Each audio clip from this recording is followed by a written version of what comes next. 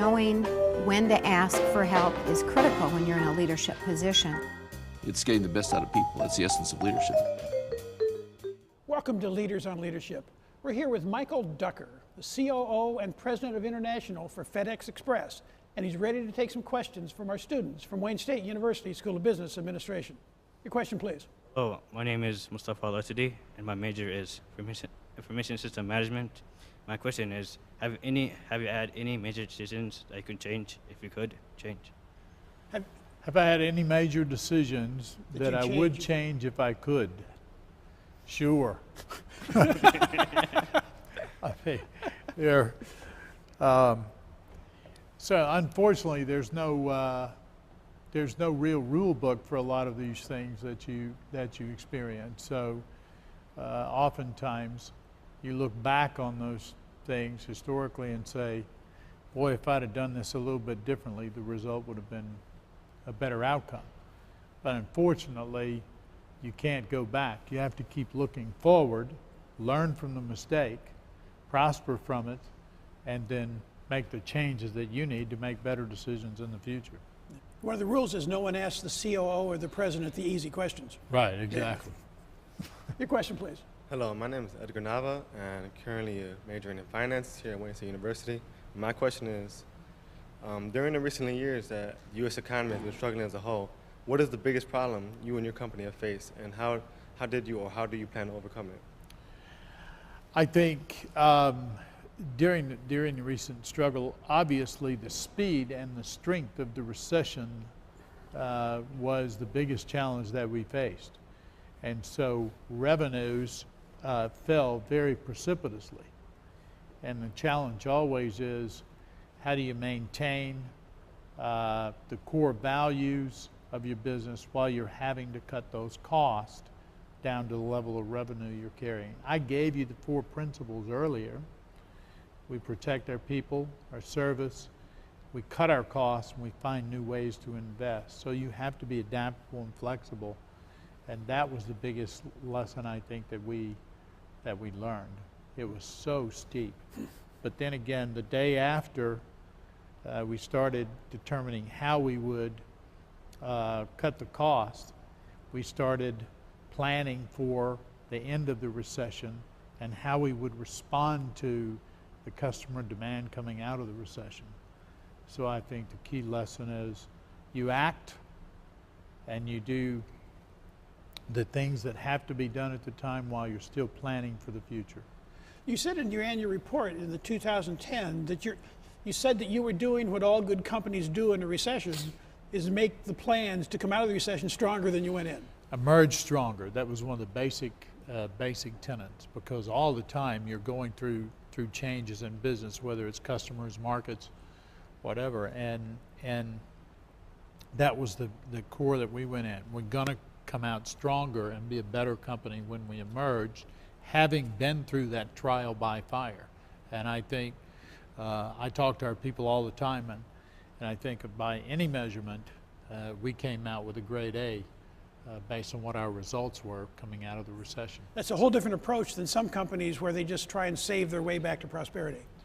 You can't save your way to prosperity. You have to do both things. I tell our people all the time, there are 3 lines on a P&L: revenue, expense, and profit. You got to manage all 3 of them. So if expense is going up, revenue better be going up so you can maintain your profit line. And it's really a simple formula, but the key to these things is acting quickly, decisively, making the decisions and the calls that need to be made so you protect the company for the long haul. Your question, please. Hello, my name is Jacob Corey, and my major is management. And my question is, were you born with leadership skills, or did you learn them throughout your life? Well, it's a tough question. I think that, frankly, there are certain things that are hugely important to leadership that you are born with. But I think the experiences that you have and the trials that you go through as a leader help form you and shape you. So the answer is, I think, a bit of both. is that good leaders can be born based on their natural relational skills, their communication skills, but they can also be made through learning over time. Your question, please. Good afternoon, Mr. Duggar. Pleased to meet your acquaintance. My name is Carolyn. I have a major in music and a minor in communications, or vice versa, whatever happens. That's I'd great. like to know, during your successful climb up the ladder, did you encounter any challenging obstacles or roadblocks during that time? Oh, numerous challenges and roadblocks on the climb up. I think that based on all the places that I've lived and been through, business changes have been extraordinarily difficult at one time or another. You're always responding to competitions, to new markets, to customers. So you face a lot of roadblocks. I think, frankly, I live by the maxim that attitude is much more important than aptitude if you want to gain altitude. And I think the way that you face these problems head on and trying to craft creative solutions to those problems really helps improve your skill as a business person, and also prove that you're a person that's adaptable, flexible, and can change with changing markets. Leadership isn't just about having the brilliant insight in the middle of the battle.